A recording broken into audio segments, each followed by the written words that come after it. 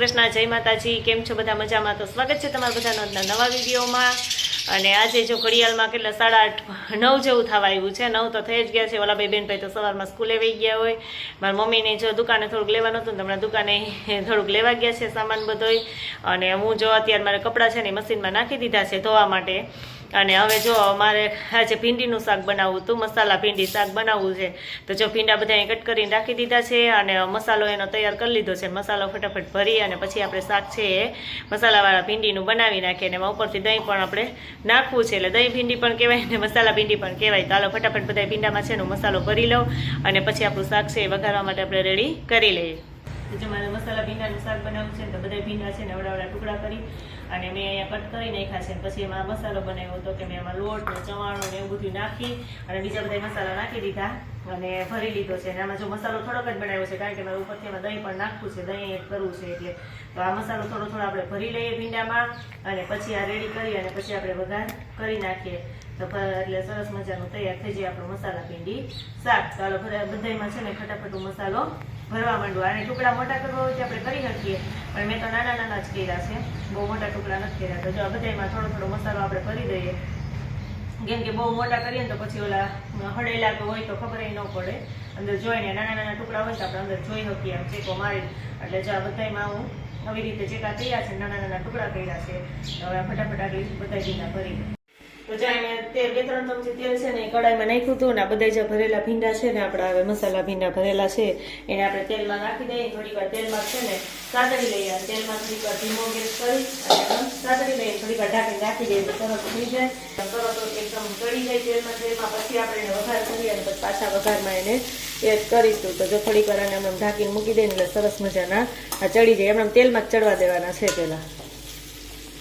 તો ભીંડા તો આપણે તેલમાં થોડીક વાર ચડવા માટે મૂક્યા હતા તો સરસ મજાના ચડી ગયા છે। સરસ એનો કલર પણ આખો ચેન્જ થઈ ગયો છે ને એકદમ સોફ્ટ થઈ ગયા છે। તો આપણે એને કડાઈમાં કાઢી લઈએ અને પાછું આ કડાઈ છે એમાં આપણે પાછું તેલ મૂકી દઈએ અને તેલ મૂકી અને પછી આપણે એને વઘારી નાખીએ। તો પાછું બીજી વખતે વઘારવા પડશે જ્યાં એકદમ સરસ મજાના સોફ્ટ થઈ ગયા છે। હવે આપણે વઘારવાનું માટે પાછળમાં તેલ મૂકી દઈએ અને વઘાર કરી નાખીએ। જ્યાં તેલ ગરમ થવા માટે મૂકી દીધું છે વઘાર માટે ને તેલ આવી જાય ત્યાં સુધી આપણે દહીંમાં છે બધા મસાલા નાખીએ અને દહીં છે એમાં બધા મસાલા મિક્સ કરી લઈએ। તો જો થોડીક ચટણી નાખી છે, ધાણા જીરું અને મીઠું તો આપણે મસાલામાં જો કે નાખ્યું હતું તો ઉપરથી આપણે નાખી દઈએ અને આ બધા મસાલા છે મિક્સ કરી દહીંમાં અને પછી દહીં છે આપણે વઘારમાં નાખી દઈશું। દહીં વધારે હોય તો થોડું વધારે લઈ શકીએ, અમારે વધારે નહોતું ને એટલે મેં થોડુંક જ લીધું છે। તો બસ દહીંમાં જો બધા મસાલા છે ને મિક્સ સરસ મજાના થઈ ગયા છે અને તેલ ગરમ થઈ જાય એટલે આપણે જો ડુંગળી છે ને કટ કરીને થોડીક રાખી હતી તો પહેલા ડુંગળીનો વઘાર કરી નાખીએ, ડુંગળી ચડી જાય પછી આપણે દહીં ને બધું એમાં મિક્સ કરી દઈએ।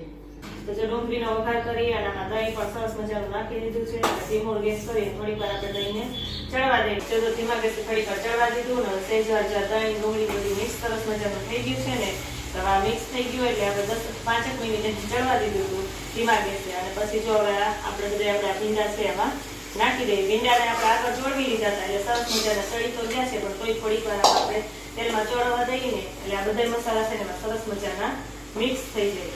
અને જો આપણે સહેજ રસો નાખવો હોય તો થોડુંક અમથું પાણી નાખવાનું, તો બહુ તો નહીં પણ સહેજ અમથું પાણી નાખવું છે એટલે થોડોક છે ને એમાં રસો રહે અને પછી થોડીક વાર ઢાંકી અને પછી આપણે ચડવા દઈએ એટલે ભીંડાનું શાક છે બની મસ્તનું તૈયાર થઈ જાય। જો શાક છે ને સરસ મજાનું ચડીને તૈયાર થઈ ગયું છે અને એકદમ મસ્ત મસાલા ભીંડી અને વિથ દહીં એવું નાખ્યું છે એટલે દહીં ભીંડીનું ઘણા બનાવે છે કે નકરોમાં દહીં જ એડ કરે પણ મેં દહીંની સાથે સાથે મસાલો પણ નાખ્યો છે કે ભીંડામાં ભર્યો છે એકદમ મસ્ત। જો હોટલમાં હોય એવું સરસ મજાનું શાક બન્યું છે, મેં ચાખી જોઈ લીધું કે કેવું સરસ બન્યું છે તો બહુ મસ્ત શાક બન્યું છે અને આપણે ટાંકીને મૂકી દઈએ જમવાનો ટાઈમ થાય ત્યારે જમી લેશું। અને અત્યારે તો શિયાળો છે એટલે કદાચ ઠંડુ થઈ જાય, જમવા ટાણે પાછું ગરમ કરી દઉં કારણ કે શાક તો અમારે વહેલું જ હોય।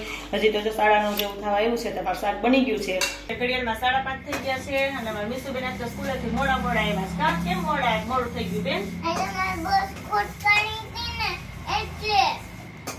હા તો બસ ખોટવાની હતી ને તો બસ વાળા બધા મીસુબેન નું વાન ફેરો કરવા ગયું ગામ એટલે મીસુબેન બહુ મોડું થઈ ગયું। હજી 5:30 છે તો એવી આવી નથી તો કપડા બદલાવ્યા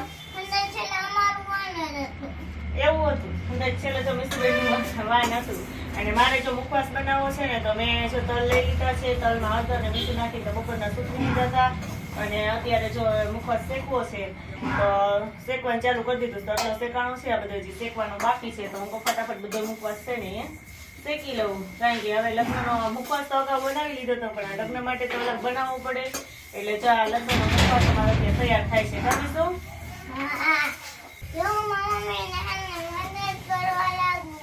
હા મીસુ છે ને મને મદદ કરવા લાગે છે. કા શેકવામાં મદદ કરવા લાગે છે, મુખવાસ બગાડે છે. ચાલો મીસુબેન આપણે મદદ કરવા લાગે એટલે આપણો મુખવાસ તો ફટાફટ બની જ જાય. તો ફટાફટ આ બધા તલ છે શેકી લઈએ, મુખવાસ આપણે તૈયાર કરી લઈએ. હા ભલે થઈ ગયા હાથ લાલ લાલ. તો કોણ અડવાનું કે છે? ચાલો કેટલા દિવસથી પાઉંભાજી નહોતી ખાધી ત્યારે પાઉંભાજી ખાવાનું મન થયું તો જો પાઉંભાજી તૈયાર જ મગાવી લીધી હતી અને એને મારે પાઉં શેકવાનું કામ ચાલુ કરી દીધું છે. અને હવે જો પાઉં શેકું છું એટલે પાઉં શેકાઈ જાય ફટાફટ બધાને જમવા બેસાડી દઈને બધા છે જમી ગયે. અને મુખવાસ એવું કરતી હતી તો કઈ ટાઈમ નહોતો રસોઈનો ને મોડું થઈ ગયું તો મમ્મી ક્યાંય મગાવી લઈએ તો જો પાઉંભાજી મગાવી લીધી છે અને ફટાફટ પાઉં શેકાઈ જઈને બધા જમવા બેસી જઈને પછી હું પણ જમવા બેસી જાઉં. તો જો મારો મુખવાસ છે ને શેકાઈ તૈયાર થઈ ગયો છે અને વરિયાળી નાખી દીધી છે અને જો ધાણાદાળ નાખ્યું છે તો ધાણાદાળ અહીંયા લઈ લીધી છે અને આપણે ધાણાદાળ પણ આમાં મિક્સ કરી દઈએ એટલે આપણો મુખવાસ છે ને બનીને તૈયાર થઈ જાય. અને ધાણાદાળ જો મેં વધારે લીધી છે કારણ કે ધાણાદાળ વધારે હોય તો મુખવાસ છે ને સરસ લાગે, ખાવામાં મજા આવે એટલા માટે જો વધારે લઈ લીધી છે એટલી બધી. અને હવે આમાં આપણે ભેળવી દઈએ કેમ કે આટલા તલ છે તો એટલી ધાણાદાળ તો જોઈએ જ. તો આપણા લગ્ન માટેનો મુખવાસ છે બનીને તૈયાર થઈ ગયો છે. તમે બધા પૂગી જાજો મુખવાસ ખાવા. ગમીશું? કેમ? તારે જ ખાવાનો છે. મીસુને જો નકરી ધાણાદાળ ખાવી છે ને મુઠ્ઠી ભરી લીધી, અડધી તો મુઠ્ઠીમાંથી ઢોયરી. મીસુ જો ઢોયરી મને કે માં નકરી ધાણાદાળ ખાવી છે અલગ થોડી કાઢી લીધી અને આટલી હું મારી રાખું છું પછી હું ખાઈશ એમ. તારે આપણે બધી ધાણાદાળ છે ને મિક્સ કરી લઈએ. તલ તો વેલા શેકાઈ ગયા હતા પણ પછી ધપતા હતા ને એટલે મેં એમણે મૂકી દીધા કે ઠરી જાય ને પછી આપણે ધાણાદાળ મિક્સ કરશું. ને વરિયાળી તો જો મેં આરામોરી જેવી શેકી હતી એટલે આમાં મિક્સ કરી દીધી છે. અને દોડડાયા બેન જો તો ઉભા જ હોય બેન ને બધું આવડે છે બેન જ બધું કરે. સજામાં આટલી બધી ધાણાદાળ નાખી ને ધાણાદાળ કે દેખાતી નથી, થોડીક ઓછી હોય એવું લાગે છે. એવું લાગશે ને કે આમાં ઓછી છે તો આપણે પાછળથી લઈએ અને થોડીક પાછળથી મિક્સ કરી દઈએ તો મુખવાસ તો સરસ મજાનો બની તૈયાર થઈ ગયો છે. અને હાલો આને આપણે ડબરામાં અત્યારે તો ભરી લઈએ કારણ કે અત્યારે તો બીજી કંઈ રાખવાનું હોય, ડબરામાં ભરી અને પેક કરીને મૂકી દઈએ. અને આ સાથે આજનો વિડીયો પણ અહીંયા પૂરો થાય છે. જો અમારો વિડીયો તમને ગમ્યો હોય તો લાઈક કરજો, શેર કરજો અને જો ચેનલમાં નવા હોય તો સબસ્ક્રાઇબ કરવાનું ભૂલતા નહીં. આવજો.